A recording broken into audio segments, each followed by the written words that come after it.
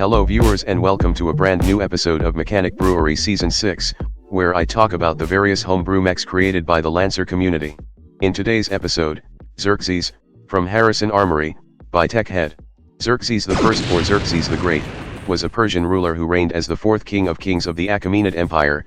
First, before I even talk about the guy, no, 300 is not remotely historically accurate in every possible way, just know, this shit is fucking Spartan propaganda. Xerxes is best known for his invasion of Greece, but this alone doesn't tell the full stories. Trigger point for the invasion started all the way with the Ionian Revolt, when a bunch of Greek cities that was ruled by tyrants, yes that's their actual title, appointed by the Persians, revolted, after one tyrant knew that he's going to get kicked out by the Persian for being shit at his job, so he starts a war against the previous king of Persian instead. This would have been a simple failed revolt if troops from Athens and Eretria didn't barge in the party, and naturally, Persia was pissed. Darius, previous king and father of Xerxes, attempted the first Persian invasion of Greece, which was ultimately halted at the Battle of Marathon. What the actual fuck, oh my fucking god, it's Greek shit all along. In short, Xerxes' invasion of Greece is simply the next big step of this grand invasion plan set forth by his father, to subjugate Greece and punish Athens and its allies for their interference in the Ionian Revolt. Long story short, that didn't happen, not because of Spartans alone. Battle of Thermopylae is more like a footnote for things to come. What really stopped the invasion cold was the Battle of Salamis, where Athenian general Themistocles was able to lure the massive Persian navy into the Straits of Salamis by using the power of bet, causing the Persian navy to be unable to maneuver in this cramped waters and became disorganized, allowing the Greek fleet to form a line and ultimately bring Xerxes a loss Persia will never recover from. After that complete blunder, Xerxes went on to oversee many construction projects which still remains to this day, and then he got assassinated, which is typical of ruler of that era, I suppose. Named after the figure, Xerxes is a frame meant to outlast your opponents with, but keep an eye on the ejection button, just in case. Looking at its stats, Xerxes is a size 1 with 2 armor, low health, plus average evasion and E defense. It's pretty fast with decent heat cap, repair cap is somewhat on the low side, sensor range is okay, nothing to speak of on its tech attack and save, and it has 5 base system points to spare. As for its traits, it has 2 of them. First, Indomitable. When Xerxes rolls a direct hit on a structure damage check, you only take 1d6 plus 2 heat. Second, Unstable Systems. When Xerxes is destroyed, it immediately explodes at the end of your next turn. In summary, Xerxes is a tough as nail mech that can survive quite intact even when close to destruction, but you better get out when it does. As for its weapon mounts, it has 2, 1 main/auxiliary and 1 heavy, pretty good. As for its core system, Xerxes has a passive called Firmament Rift. At the start of your turn, anyone in burst 1 will take AP energy equal to the number of structure Xerxes is currently missing. As for its core power, Xerxes can activate Firmament Rift for disable safety limiter.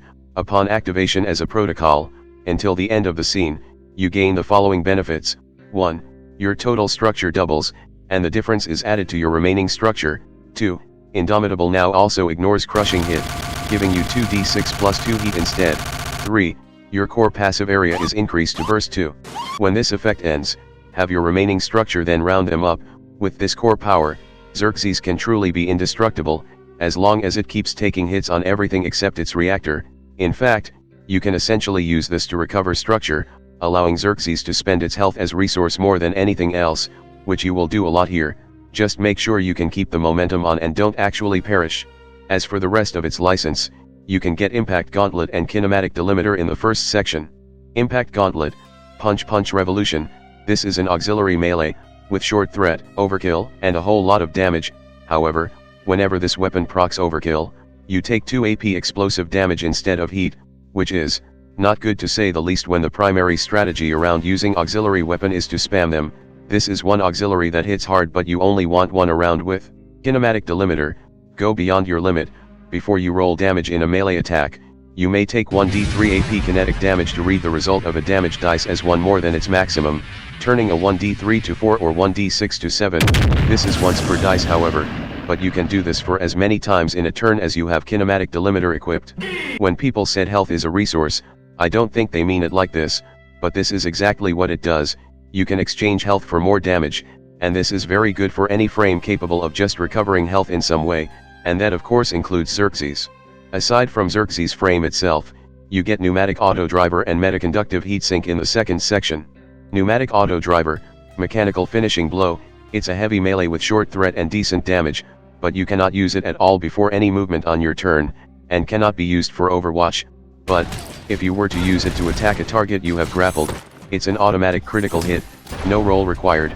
You want to make sure you will execute someone like an unskippable kill animation. This will give you just that. Metaconductive heat sink. I'm sure tomorrow me can handle this heat just fine. When you exceed your heat gauge, you may choose to just ignore reactor stress and its effect for a while. Any excess heat taken is taken as AP energy damage instead. At the start of your next turn, you must perform overheat check, take stress, and clear heat as normal. You know what I noticed as soon as I read the system? After choosing to postpone the stress effect, any heat is turned into AP energy damage, even if the total will give you another reactor stress, meaning in this state you can cook yourself alive even harder for any advantage as long as you are willing to take the damage, which Xerxes absolutely can.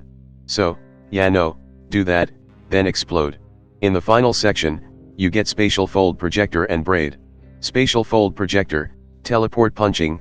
Upon activation with a quick action and 3 heat, choose a target within range 15 and line of sight. You may perform melee attack against that target as if they were adjacent until the end of your turn. This is the second time in the season a homebrew license gives you the ability to Vader choke people.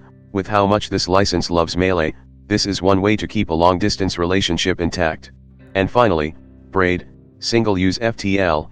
It's a limited system that upon activation with a quick action, lets you teleport to an unoccupied space you can see in the battlefield. No range limit.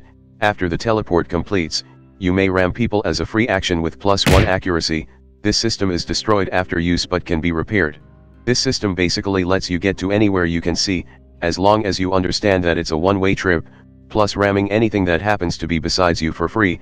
It's a very interesting way of closing the gap beyond just getting Pancrathy. It has no range limit at all, so you can teleport from one end of the map to another. But you have to keep in mind, this is the exact line, and the keyword is this, so you can't actually use it to teleport to the moon, and after using it and toasting it, it's still a limited systems, which means you still needs limited charges to use it even after repairing it, so keep that in mind when you repair it. And that's basically it on Xerxes, a frame that appears invincible on the surface but only if the user use it right. Its license is packed full of systems that bully people up close, keep you alive longer, or lets you burn your health for temporary advantage. You want to survive, you want to stay intact, Xerxes will keep you alive as long as you don't cook the reactor. Anyway, that's all for now, and I will see you all next time. Hello there, if you like this video, please subscribe and click that notification bell button. If you want to see the videos early as well as further support my channel, you can join in my Patreon page, or buy me some coffee, links in the description. Anyway, have a nice day.